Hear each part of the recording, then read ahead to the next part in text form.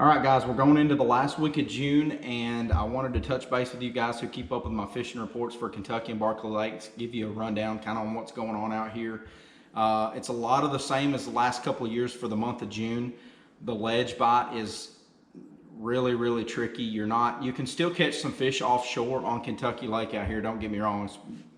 It's crazy to think that I would sit here and tell you guys that you can't catch anything offshore on Kentucky Lake based on years past, but reality is the bait fish aren't going out deep anymore. We have that lack of gizzard shad and threadfin, which push those fish out deep in the summer months. And most of our shad that we've got in the lake, the little emerald shiners, the little native shad, they're staying up shallow for the most part. And it looks a lot like the last couple of years. The last couple of years we've had that really good shad spawn, a lot of little fry, a lot of little small bait fish up around the banks, up around docks, laydowns, anything that you can see that's in the water, you'll see that fry all over it. And that's the kind of stuff that I've been running to catch some fish. Like I say, you can go out there and you can poke around out deep and fish like a big worm or a Carolina rig. You're not going to find those big schools of bass like we're used to finding out here on the lakes, like we've seen in years past, simply because of that lack of bait out on the main river. You just don't, you can scan all day long and you just never see the bait out there. Don't get me wrong, there's some out there, but you're not going to find those big schools of fish that bite the crankbaits and the big swim baits and stuff like that. So it's forced us to fish a little bit different. Water temperatures, your low 80s. For the most part, we've had a pretty cool spring. We're just now getting into the real summer months. So the next month or so, I'm going to say, will be more the same as what I've seen the last few weeks with the bait fish being up on the bank. I'm starting to see a little bit of a topwater bite. You can see, what you'll see is if you get out there on the lake and you're going down either the east bank or the west side, either one, you get out there and you see those little minnows. And there's big gizzard shad and big skipjack that are chasing. So you'll see them popping. A lot of times they're almost like schooling like white bass, but it's those big shad that are chasing them. And I think a lot of times it's just, it's stirring up the water. You get those little breezes that come through. Windy day. I'm shooting this in the shop today because there's actually a lake wind advisor. I just got off the water, but you get those breezy days and it really keeps that water stirred up, keeps the bait up there moving, and keeps those fish up there chasing. So still a good many fish to be caught. For the most part, it's if you watched any of my stuff last year, I caught a lot of fish on a Divine swim bait, just on a 1/4 ounce jig head with a spinning rod.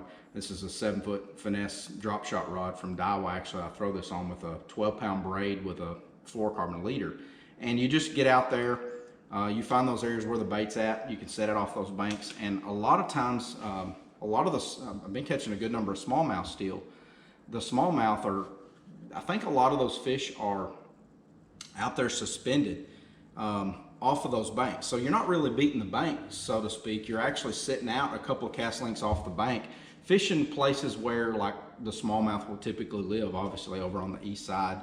I've caught a few around some wood, some shallow wood out on the main lake, but for the most part, I think those fish have been there. All those years we were out there scanning and looking around for those big schools of fish, I think those fish have been there all along. We just never fished for them. So, it's forced us to fish different ways.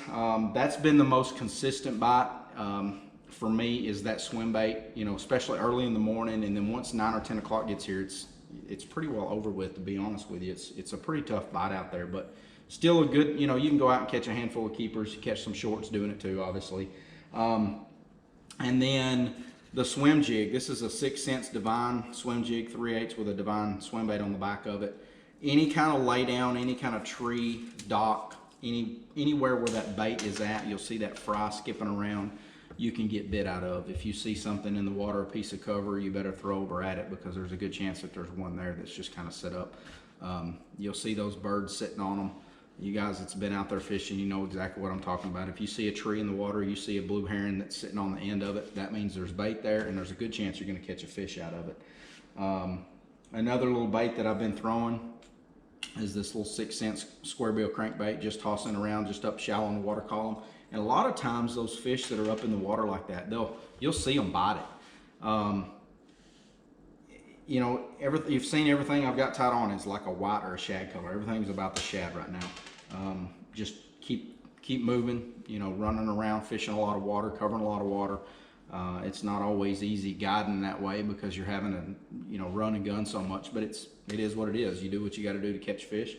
We're catching some fish. I've got some tough days and I've had some good days. So one other thing that I've been doing here lately, if you go back in the creeks, you know, we've got the water willow that I've talked about before. There's just a little river grass that grows up. If you can find, now that they've drawn that water back down a little bit, water levels, honestly, I didn't even look to see what the water level's at, and I'm sure it's like high 358 or something, right around summer pool 359. But a lot of that water willow that's in the backs of the creeks will hold fish this time of year. And I actually had a couple of really good mornings throwing the white swim jig.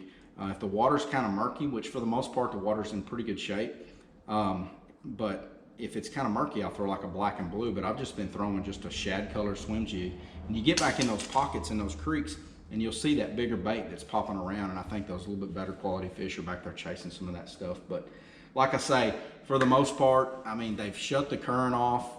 There's no kind of current related bite. I mean, if I'm out there running the bank, obviously if they're pulling some water first thing in the morning, it's usually better. And then I'm running some creeks and stuff later on in the morning, fishing some laydowns, fishing the grass, the water willow, stuff like that.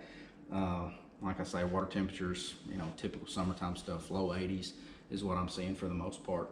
But overall, that's kind of it in a nutshell. I mean, you have some good days, have some bad days, but if you guys want to get out on the water with me, I've got some days available. I'll start slowing down a little bit here in probably the middle of July.